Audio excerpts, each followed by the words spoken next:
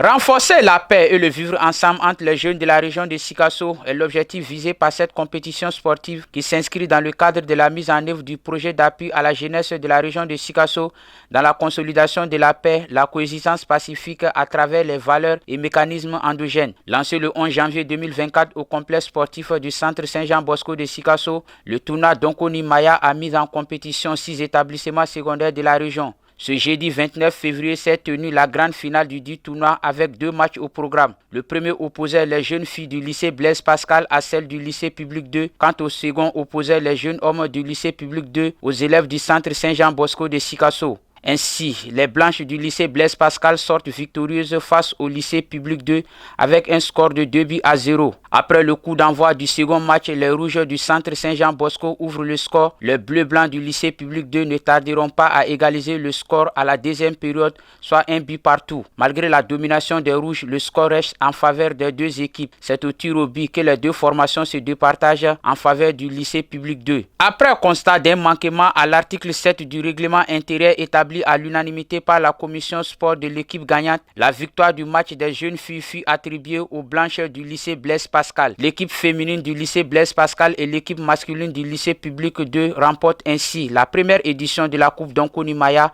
du projet d'appui à la jeunesse de la région de Sikasso dans la consolidation de la paix, la coexistence pacifique à travers des valeurs et mécanismes endogènes portés par le Centre de recherche pour la sauvegarde et la promotion de la culture Sénoufo de Sikasso. Malgré les quelques difficultés rencontrées, les initiateurs ne cachent pas leur satisfaction. On a donné le meilleur de nous-mêmes pour pouvoir organiser cette activité. Comme vous l'avez vu, depuis le 11 janvier, on a commencé et ça s'est achevé aujourd'hui. En tout, on a eu à faire 20 matchs comme ça, 10 matchs féminines et 10 matchs des hommes également.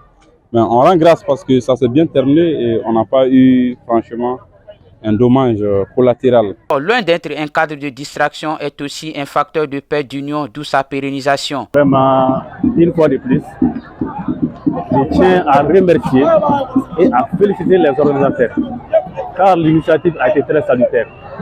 Parce que le football, c'est un facteur de cohésion sociale. C'est un facteur de cohésion sociale et ça met fin à beaucoup de problèmes au sein de la société. Et vraiment, je ne souhaite pas que ça soit une première édition et une dernière édition. Donc je souhaite que ça soit pérennisé dans les années à venir. Car chaque fois qu'il y a de l'organisation, il y a de l'espérance en plus. Notons que le dit projet est mis en œuvre par le Centre de recherche pour la sauvegarde et la promotion de la culture Sénoufo de Sikasso et financé par la coopération allemande GIZ Donkoni Maya. La remise des prix aux différents participants a marqué la cérémonie. L'un des temps forts était la prestation folklorique du solo de Katon et des Koredoua, tous de la région de Sikasso. Rappelons que le projet avait été lancé en décembre dernier avec des sessions de formation des jeunes sur la paix à travers des valeurs culturelles traditionnelles.